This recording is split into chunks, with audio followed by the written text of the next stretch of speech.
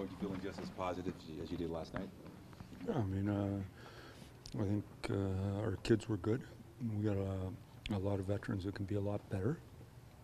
We got to keep the puck out of our net better. So we made too many mistakes. But in saying that, I thought we controlled most of the game and had the puck most of the time, and so it was a good night for us. And it's nice to see how good our kids can be now. The guys that are supposed to lead the way got to do that as well. So they got to be better here on Saturday. Have you ever seen a 19-year-old as composed as Austin Matthews, especially with all the hype about last night? Well, I've never coached one full time. You know, I've coached lots of great players, obviously, with Olympics and World Junior and all that, so there might have been, but I've never had a full-time guy at this level, this young. But obviously, he's a good kid, comes from a good family and has ability, but, I mean, he is a kid, and it's one night, and you got to do it for a year, and then you got to do it for 2 years, and then you got to do it for 15 years, so there's lots for him to look forward to. But when you talk to him, is it easy to forget that he's a kid and how young he is? Because he seems to have a maturity level. Yeah, I mean, I'd like to think that I have 3 kids at home, almost the same, that got maturity level good, and they're adults, and yet they're young.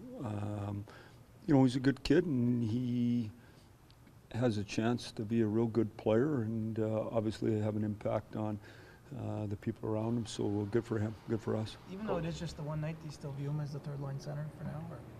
Yeah, but I see, the way I look at it is it's just a way to put him on the board, right? But you guys call him whatever you want. Coach, how do you keep, in this market, how do you keep not only in Austin but some of your young kids grounded over the highs and lows of what a 82-game season? Well, I tell them not to listen to you guys. You know, I'm not trying to be, there's lots of information coming in, and they live in an information world, and they have their phone in their hand every second, and no matter how much you tell them to listen to country music and watch the hunting channel, they're not going to do that.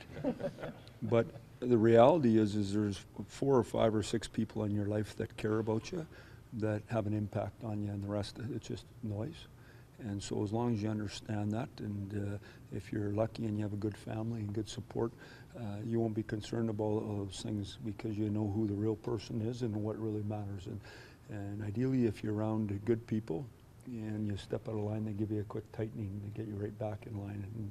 And you know, we're all the same that way. Mike, do you expect Hunwick to play Saturday? Yeah, I mean, I didn't expect him to practice today, and he did the whole practice, so I never really thought about, we'll see tomorrow and then go from there. Griffith joining the team today. Yeah. And you're playing his old team on Saturday.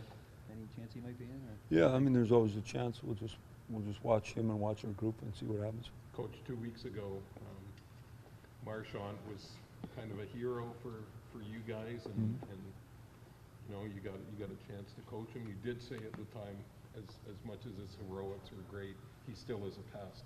Saturday he comes in, and you know he's going to be a pest. Yeah, but I mean, you know, I had a real good time with Marchie and his family. He's a great kid and a real good player. Obviously, helped Canada win, and gives us the opportunity to brag for a few more years, which is positive.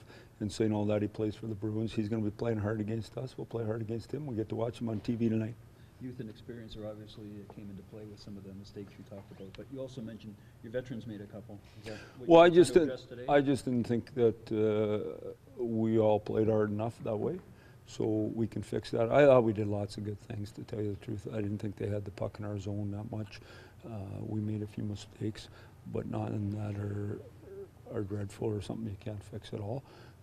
We can get way better as a team. We understand that, and part of it's just growing your mindset to know that you got to win every night, and expect to win, and prepare to win.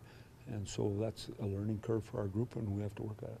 There's a fan base that's waited a long time to get somebody the likes of an Austin Matthews. Right. What are you expecting? Are you expecting anything different from that crowd when they get to see him on home ice for the first time in a regular season game? No, I mean, it's kind of nice. They can go to the game and they can buy some sweaters now. I mean, you can buy, there's a whole bunch of guys' sweater you can buy, and you know that he's going to be here for a while. I think that's a positive thing. Last year was tough that way.